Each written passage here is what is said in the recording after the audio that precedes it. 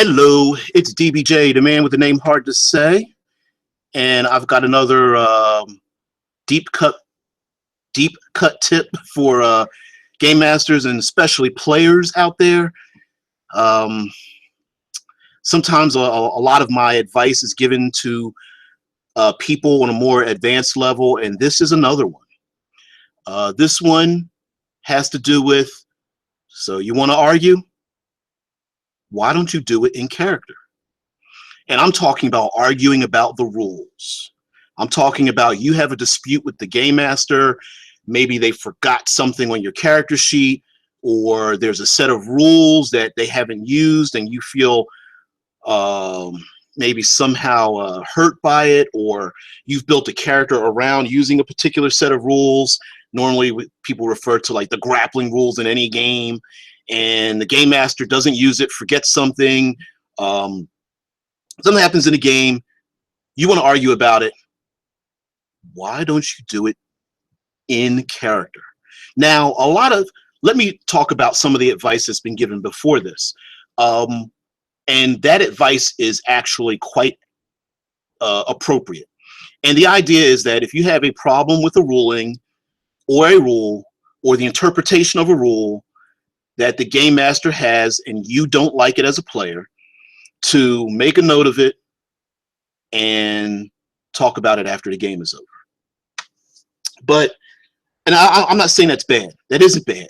But sometimes and many times we feel like we want to get some satisfaction out of expressing what we feel may be an incorrect or maybe a forgotten or misinterpreted use of the rules.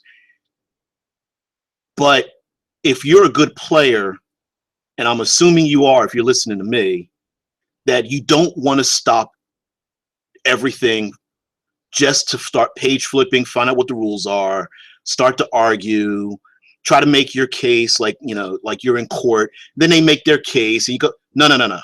Here's what you do. You want to argue, you do it in character. For example, you're a wizard and you know trolls are vulnerable to fire. And you cast a flaming spell and you are just about to pick up some extra dice because you know this creature, this troll is going to get burned by your fire and won't heal. And lo and behold, the game master starts talking about how this troll is healing from fire. Instinct number one, step out of your character, talk about the game, reach for a monster manual and go, well, trolls are vulnerable to fire. I don't see why it would heal. Here's what you do. You say in character, I can't believe it. I studied trolls in the Wizards Academy. I heard they were vulnerable to fire. This is an odd turn of events. There must be something going on here. Or, I heard in legend that trolls are vulnerable to fire. I've never heard of such a thing. Or, I must be wrong. Trolls can't heal from fire. There must have been something, these must be special trolls, or the legends must be wrong, or something like that. Now, let's take another example. Your character gains some kind of +5 bonus or something to strike some kind of creature, and the game master forgets to add it.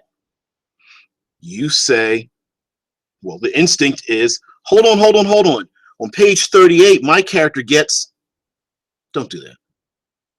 You say in character, wow, this swordsman must have great skill. Anyone else that has come against me knows that I am a master swordsman, unequal to anyone because of my, and then do a little in-character quote about how you get this +5 due to your years of training or bonus from the gods that have granted you the ability to smite. And then you say after that, this person must be exceptionally remarkable. I've never been against anyone this tough. Or maybe you say, the gods must not have blessed me this day.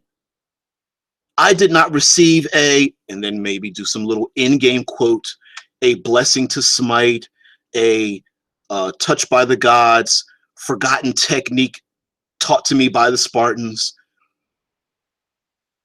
I must remember to study more. And what you do when you're making these arguments in character, you're allowing the flow of the game to continue. You are sending a message to your game master to say, hey, listen, I understand this is how you're handling it. I feel I have a different point of view in it.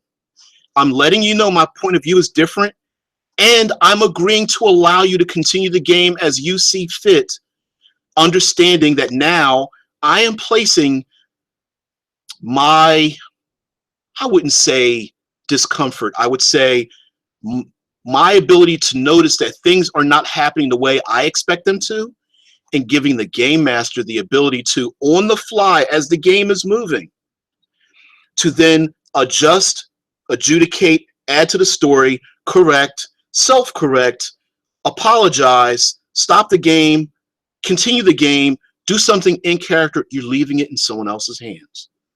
You're not stopping the game to flip pages. You're not arguing, because maybe you don't know that the game master wanted trolls that are immune to fire. You don't know. Maybe the game master made a mistake. It was like, maybe the game master says, you know what? These are different trolls now. I did make a mistake. And how I'm going to change this is that whatever is making these trolls immune to or able to heal from the fire, maybe I'll leave that as a boon for the players to discover after they kill the trolls, if they do so. Maybe there's a story element. Maybe the game master says, well, you know what?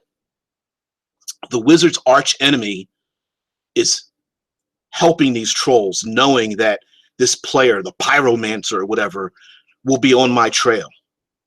And that becomes an element of the story, making sense for what happened. For the game master who forgets to add in, a bonus, or doesn't understand how a ruling goes, or may disagree with how a ruling goes. It's a perfect opportunity to remind the game master who this might just be a simple mistake. It might just be, you know what, I forgot about that rule, or you know what, I really didn't add in that +5. Yes, you don't have to do it that way.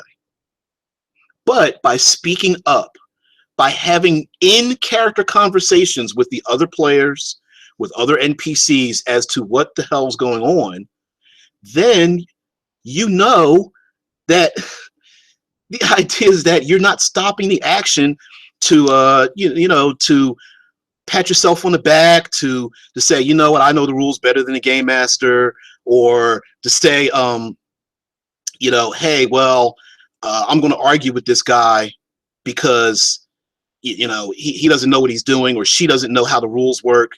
It's just a way for the story to continue, to allow you as a player to stay in character, to state what you want in the game, maybe make a correction without taking away any of the spotlight, any of the agency of anybody else. So I have no idea why anybody thanks for watching. I don't know why anybody's watching this. My intent was actually just to record this and then put it on later, but I had some extra time, which is very rare, an hour or two, but I just wanted to give some advice for those of you who may have this issue, if you're game masters, where players are always stopping the action to want to argue or rules lawyer, or like go pull themselves out of the immersion of the game to stop to go over some kind of ruling, to say, you know what, just do it in character. Have your character in character make a statement about how something is not right or is functioning differently. Let me go to a very, very common situation where this happens. Character has a very high awareness, perception rating, or sensing danger or something like that. Very common character build, right?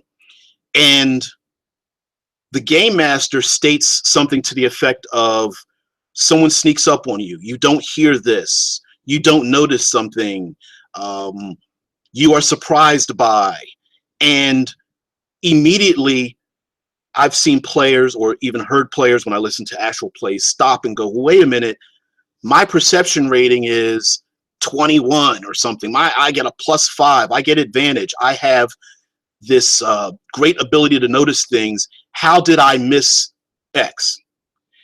And at that moment, not saying the player is wrong for stating it, but at that moment, you're drawing out of the action to talk about a ruling which you may not have any clear indication that the game master may have had something set up already, to have to dive back into the character to accept what is going on, when a person can just say, hey, I didn't hear those goblins sneak up on me, and I've never been surprised by goblins, let alone X, whatever. Or if you're playing a science fiction game, you're like, hey, I'm the best computer programmer there is. There's no way I should have been able to miss that firewall. There must be something unique about it. And it allows the opportunity to either have the game master say, ah, man, in their head, like, oh, shit, I really did screw this up. Let me change the story a little bit. Maybe they do admit it and go, you know what, hey, guys, let me backtrack on this. Your character does have this skill. Yeah, you should have noticed it. Or maybe the game master continues on and goes, well, no, you wouldn't have noticed that, because now the game master, are you putting the game master on point and saying, well, those goblins were hidden by an ancient evil force, and now I've got to explain my whole plot to you because you are challenging the game master's ability to tell the story? Or are you just saying that you just want to be right and have the game master wrong? In this way, it saves everyone face. You don't stop the game. You're able to state what your problem is. The game master is able to accept what the problem is as the game is going on. The game master may have already known this situation was going to come up and knows that, for example, when I brought up the idea of having a very high perception, that this particular adversary knows this, or this particular adversary has something to circumvent this person with a very high perception or danger sense or whatever, and the story continues on. And lastly, you know what? Still have the end of the game to say, hey, you know what? The game master, like, hey, dude, I'm really sorry, man. I did forget about that. I'll make up for that later. Or as the game goes on, I know as a game master, I've made tons of mistakes like that. I'll correct on the fly. And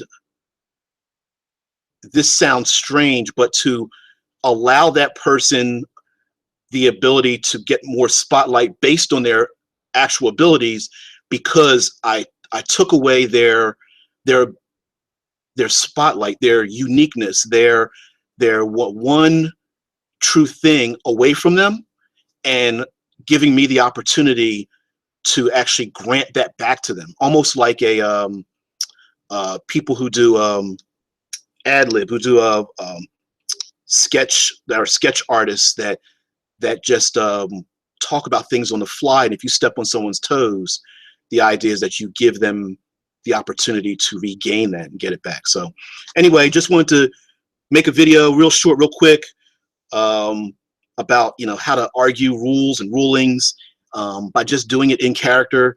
This also allows the character to grow based on the world, allows you as a player to engage in the world without stepping out of it.